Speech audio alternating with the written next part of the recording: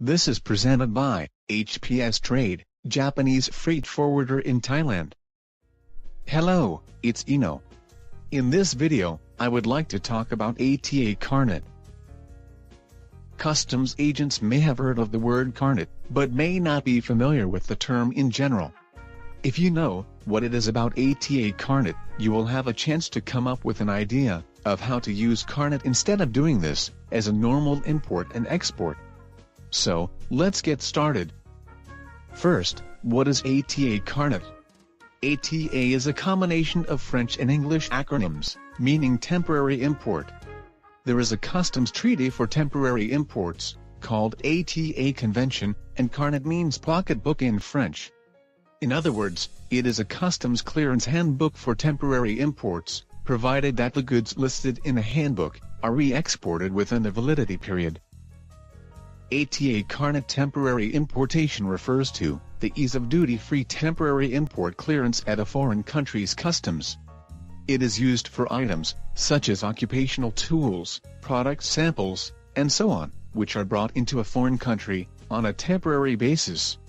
For example, let's say you are hand-carrying an expensive machine for inspection and taking it to another country.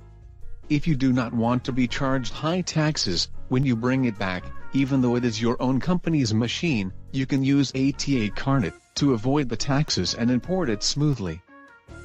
Generally, import procedures involve customs duties and import consumption taxes. ATA Carnet is a document that can simplify the customs clearance process. It can be used for one round trip, such as when goods are exported from Japan to another country and returned.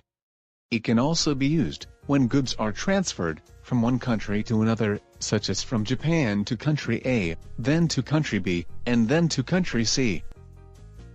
There are two types of Carnet, ATA Carnet and SCC Carnet. ATA Carnet has about 100 major countries in the world as members and is used for temporary imports between member countries. SCC Carnet can be used between Taiwan and Japan. When using ATA Carnet, apply to the relevant agency in the country to have it issued. Once the goods are registered with this association, and ATA Carnet is applied for and issued, imports and exports can be declared by submitting this ATA Carnet to customs, and if the imports and exports are within the period, they will be exempt from taxes. There is an issuance fee to apply for ATA Carnet. In the case of Japan, it is also necessary to provide collateral and pay a collateral measure fee. Providing collateral allows you to receive tax exemption, so if you are unable to re-export on time, and import taxes are due, this association will make the payment on your behalf. ATA Carnet is convenient for temporary importation, but there are certain uses for which Carnet is approved. Here I use the case of importing into Japan as an example. Exhibitions, international events, international conferences, occupational tools, trade fairs. The goods must be returned to Japan within 1 year. Destination country of export must be a signatory to ATA Convention. There are also conditions under which ATA Carnet cannot be used. Items that will not be brought back to Japan. Items that change in shape or characteristics from the time of export. Consumables, foodstuffs, and zero price. Items that are to be repaired or processed. Items that cannot be imported or exported according to the laws of each country. Large excavators and other items that lead to the destruction of nature.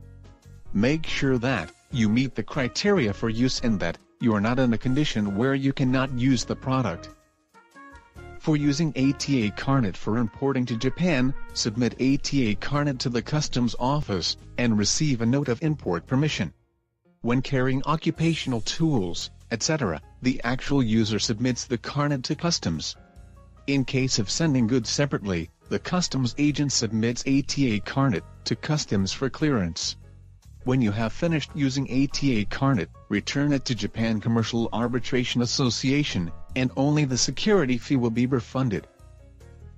How was it? In this video, I have explained ATA Carnet.